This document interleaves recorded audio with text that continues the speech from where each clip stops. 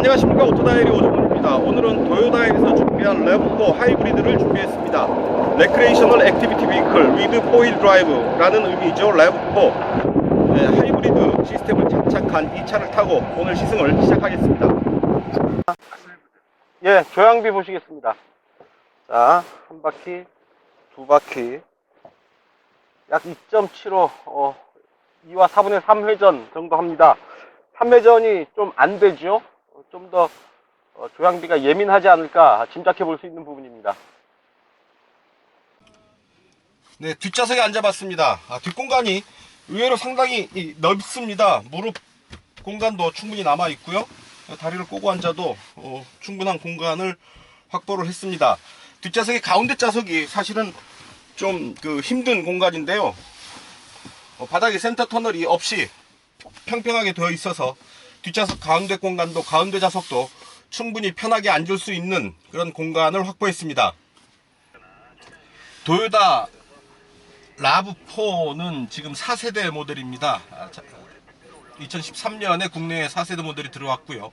오늘 시승하는 모델은 4세대 모델의 2016년형으로 이해를 하시면 될 듯 합니다. 하이브리드 모델이 있고요. 하이브리드 모델은 첨단 E4 시스템이 탑재되어 있습니다. E4 시스템은 전자식 가변형 사륜구동 시스템으로 이해를 하시면 될 텐데요. 뒷차축에 별도의 모터가 더해진 겁니다. 하이브리드 시스템을 위한 두 개의 모터가 앞쪽에 있죠. 이것은 하이브리드 시스템을 위한 것이고요. 뒷차축에 하나의 모터를 더 추가를 해서 이 모터는 뒷차축의 구동만을 담당하게 됩니다. 그래서 총 합하면 래브4의 하이브리드 시스템에는 총 3개의 모터가 적용이 되어 있는 겁니다. 자, 뒷차축에 모터를 추가하는 방식에 이점이 있는데요. 차체를 중앙을 관통하는 드라이브 샤프트가 생략되게 되겠죠.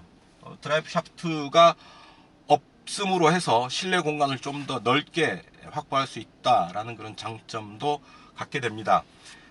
앞뒤축의 구동력 배분은 최대 50대 50, 그러니까 뒷차축의 최대 구동력은 50%까지 늘릴 수가 있게 됩니다.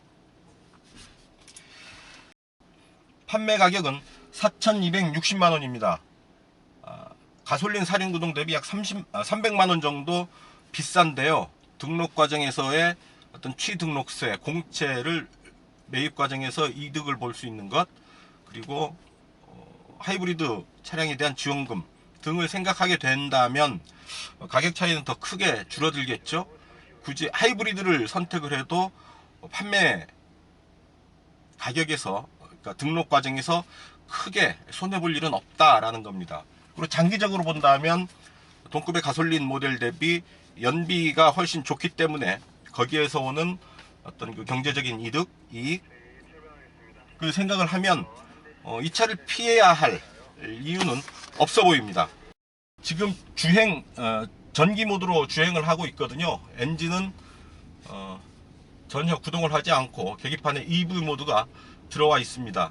아주 미끄러지듯이 유령의 발자국처럼 소리 없이 모터 소리 정도만 들리면서 이동을 하고 있습니다.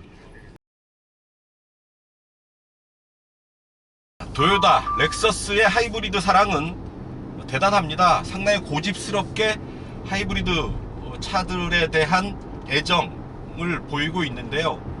어떤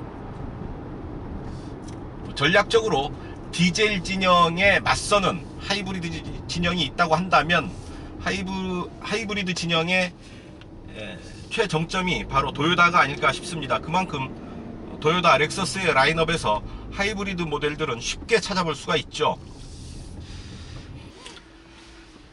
자, 폭스바겐 디젤 사태 이후로 디젤 진영의 퇴조 혹은 디젤 엔진의 종말을 얘기하는 사람들이 많습니다.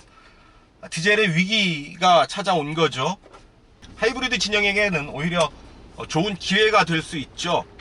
과연 디젤 진영과 하이브리드 진영의 친환경 자동차를 향한 어떤 경쟁, 이런 부분에서 과연 어떤 구도적인 변화가 일어날지 좀 지켜보는 그런 재미도 있을 듯 합니다.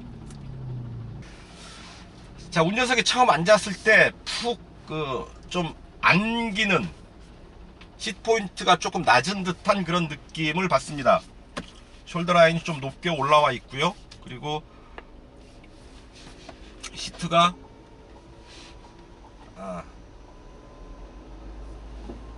자, 이 정도, 최대 이 정도 올리게 됩니다. 그럼 머리와 거의 머리 공간이 거의 없게 되는데요. 이제 편안한 상태로 드라이빙 포지션을 잡으면 자, 이 정도 상태가 됩니다. 내비게이션 모니터 밑으로 마치 아파트의 베란다처럼 돌출되는 공간에 공조 스위치를 달았습니다. 그 밑으로 쑥 들어간 곳에 주행 모드, EV 모드, 에코 모드, 스포츠 모드 이런 모드 버튼이 있고요. 그리고 시트에 열선 시트를 작동할 수 있는 버튼을 배치를 했습니다. 그 옆으로 USB 그리고 시가라이트 전원 이렇게 배치가 되어 있군요. 자, 스포츠 모드로 한번 가보겠습니다. 계기판에서 RPM을 체크할 수 있는 방법은 없습니다. 스포츠 모드에서도 파워 게이지 상태 그대로 유지를 하고 있네요.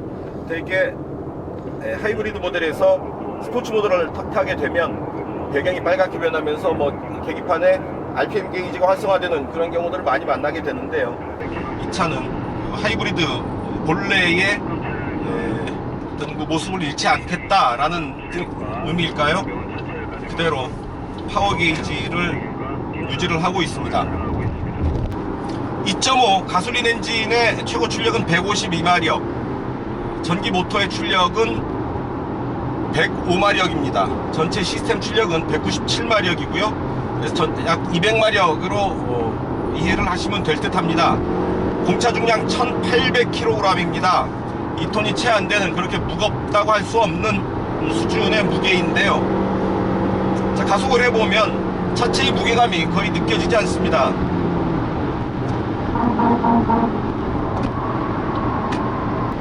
자, 제가 빠른 속도로 달리고 있는데 자, 엔진 소리보다는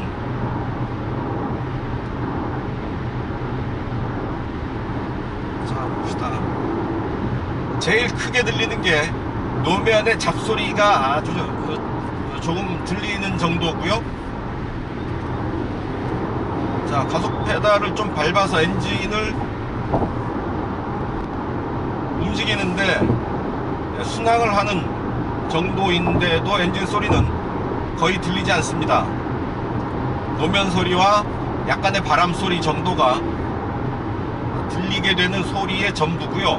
물론 이 상태에서 가속 페달을 밟아서 엔진을 살려내면 제법 힘있게 터지는 엔진 소리도 들을 수 있습니다. 자, 달리면서 앞차를 같이 보면서 이제 가는데요. 뒷모습이 제법 이쁘게 나왔습니다.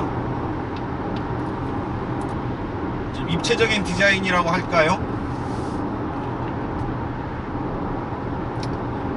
도요타의 디자인을 싫어하시는 분들이 꽤 있죠. 어떤 그 브랜드 아이덴티티를 제대로 살려내지 못하는 디자인이다 라고 지적하시는 분들이 있는데요. 역시 도요타에서도 킹룩이라고 하는 어떤 그 디자인 정책성을 개발을 해서 그런 부분들을 전체적으로 도입을 하고 있습니다. 이 차 래브4에도 킹룩 스타일의 정면 모습 찾아볼 수 있겠습니다.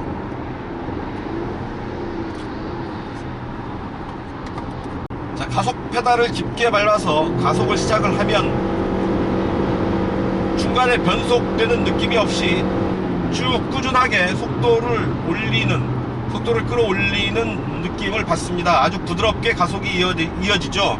바로 CVT의 성능이라고 보시면 되겠습니다. 자, 크루즈 컨트롤이 있고요. 세팅을 하면 정속 주행을 이어갑니다. 어댑티브 크루즈 컨트롤은 아니고요. 자, 아주 빠른 속도 영역에서는 바람 소리가 제법 크게 들립니다. 그럴 수밖에 없죠. 차체 단면적이 큰 SUV이기 때문에 고속 주행에서의 바람 소리는 좀 피할 수 없다라는 면이 있습니다.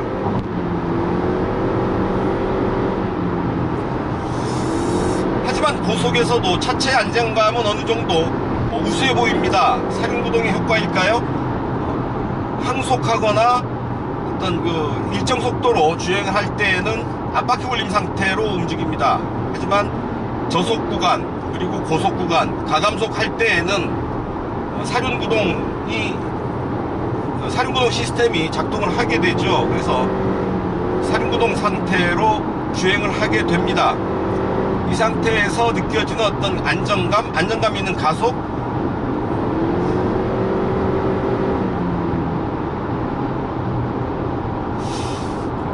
그런 상태에서 느껴지는 그런 안정감 있는 가속이 돋보입니다. 자, 에코 모드로 드라이빙 모드를 바꿨습니다.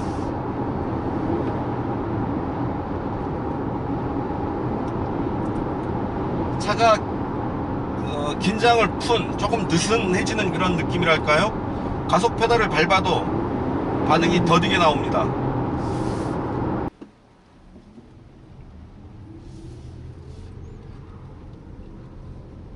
자, 부드럽게 가속을 해 나가면 30에서 40km로 넘어가고 있는데 전기차 상태가 EV 모드가 유지가 됩니다.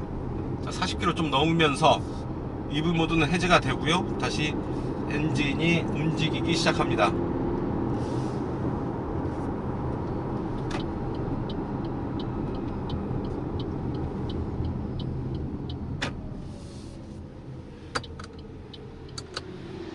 헤드램프는 바이 LED 헤드램프를 적용을 했습니다. 전구 하나로 로우빔과 하이빔을 다 커버를 한다라는 얘기고요. LED 방식으로 리어램프까지 적용을 하고 있습니다. 자, 8개의 에어백, 사각지대 감지장치, 후측방 경고 시스템, 경사로 밀림 방지, 차체 자세 제어, 트레일러 스위트 컨트롤 등의 안전장비들을 갖추고 있습니다. SUV라면 가져야 될 그런 기본적인 장비들에 더해서 트레일러를 연결했을 때까지 배려하는 그런 기능을 추가를 했는데요. 500m 전방에서 좌회전입니다. 어쨌든 상당히 세단에 비해서 훨씬 더 많은 그런 기능들을 갖추고 있어서 여러모로 쓰임새는 참 많을 것 같은 차입니다. 자, 운전석 도어가 상당히 무겁습니다. 닫히는 느낌이 묵직하고요. 힘을 덜 주고 닫게 되면 도어가 채 안 닫히는 경우도 생깁니다.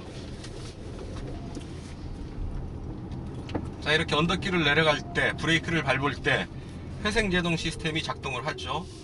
그 브레이크의 제동력을 다시 전기로 환원을 해서 에너지를 세이브하는 겁니다. 자, 길이 4605mm, 그렇게 크지 않은 사이즈지만 실내 공간은 상당히 여유가 있습니다. 1열 시트야 그렇다 치고요, 뒷좌석에 앉아보면 의외로 넓은 공간에 감탄하게 됩니다.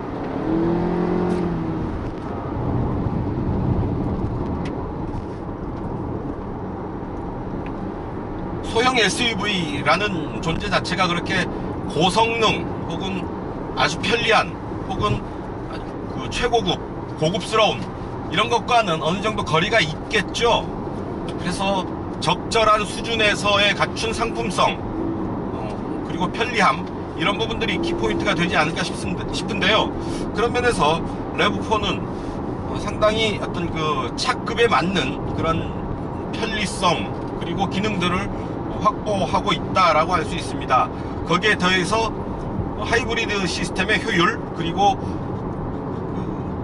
E4라고 명명된 전자식 사륜 구동 시스템의 어떤 기능, 이런 부분들이 더해져서 상당히 나름 경쟁력 있는 상품성을 갖춘 게 아닐까 하는 생각을 해보게 됩니다.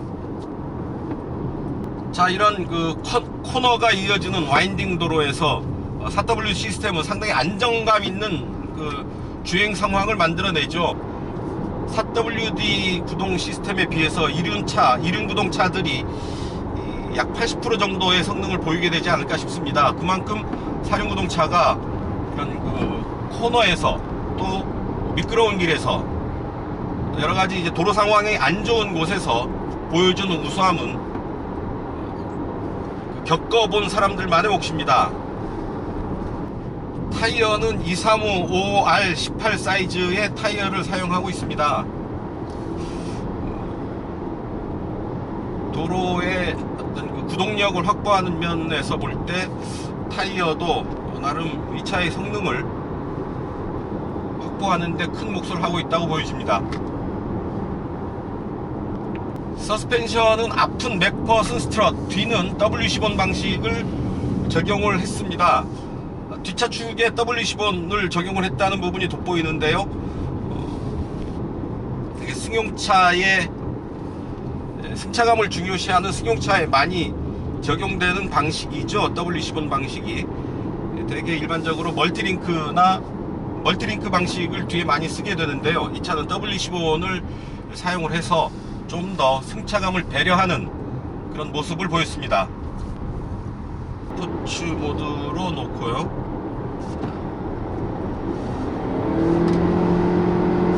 스포츠 모드에서 제법 강한 그런 퍼포먼스를 보여줍니다. 엔진 소리도 살아나고요. 가속감도 훨씬 뛰어납니다.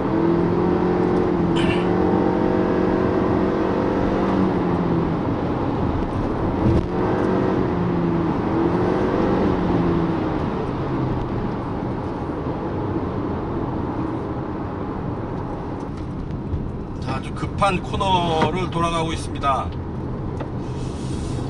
내리막 코너인데요.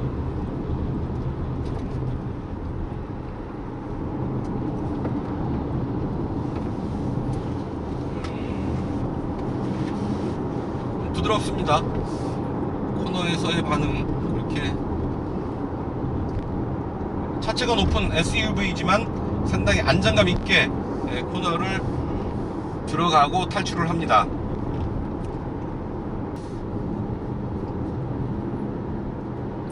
자, 에코 모드로 운전을 할 때 계기판에 에너지 흐름을 보일 수 있는 모니터를 택하게 되면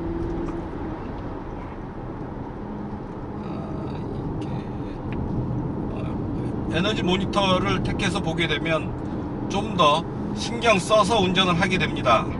가능한 한 엔진을 활성화시키지 않고 혹은 그 배터리에 좀 더 전기가 쌓일 수 있도록 충전이 될 수 있도록 운전을 하게 되는 거죠.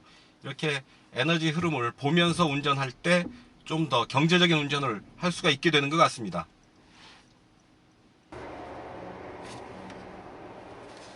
음성 인식을 사용할 수 없습니다. 전화가 연결되어 있지 않습니다. 이 기능을 사용하기 전에 전화를 확인하십시오. 네, 음성인식 기능은 전화기와만 연동이 되는 것 같습니다. 버튼을 눌러서 음성 인식을 사용할 수 없습니다. 전화가 연결되어 있지 않습니다. 이 기능을 사용하기 전에 전화를 확인하십시오.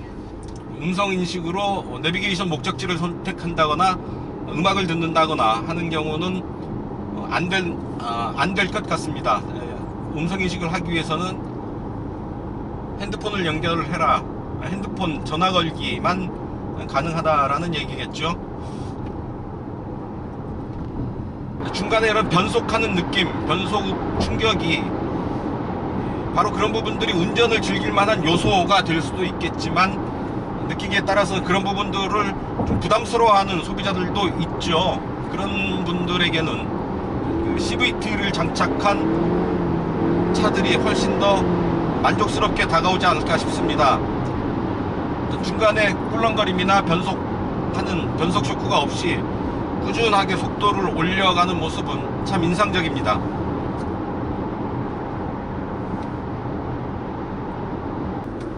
하이브리드 시스템을 적용을 했는데 2.5 엔진을 올렸습니다. 도요타가 2.5 엔진이 좋은데 그 다운사이징에 대해서는 거의 신경을 안 쓰고 있지 않나. 좀 더 큰 효율을 노릴 수도 있는데 엔진 다운사이징을 통해서 배기량을 줄이고 출력을 유지를 하거나 좀 더 강화를 시켜서 하이브리드 시스템을 더했다면 이보다 훨씬 더 좋은 효과를 낼 수 있지 않았나 하는 아쉬움이 드는 게 사실입니다. 다운사이징이라는 어떤 거대한 흐름, 기술적인 흐름을 토요타가 애써 외면하는 건 아닌지 궁금합니다.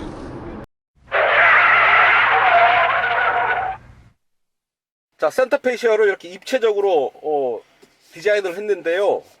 그 아래쪽에 있는 이 버튼들이, 드라이빙 보드의 버튼들이 너무 깊숙하게 들어가 있어서 운전석에서는 제대로 보이지 않는 버튼도 있고요. 또 직접 손을 뻗어서 작동하기가 조금 불편한 면이 있습니다.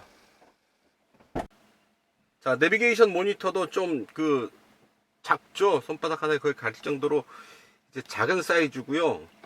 이제 늘어서 작동하기는 큰 부담이 없지만 여러 가지 기능 버튼들, 이를테면 내비게이션에 음소거 버튼도 없고, 그래서 사실은 주행 중에 촬영하면서 애를 상당히 먹었던 부분이 있습니다. 내비게이션은 좀 더 고급 제품으로 업그레이드 하는 게 좋지 않을까 싶습니다. 도요타 자동차에서 하이브리드가 차지하는 비중은 약 30% 정도가 된다고 합니다.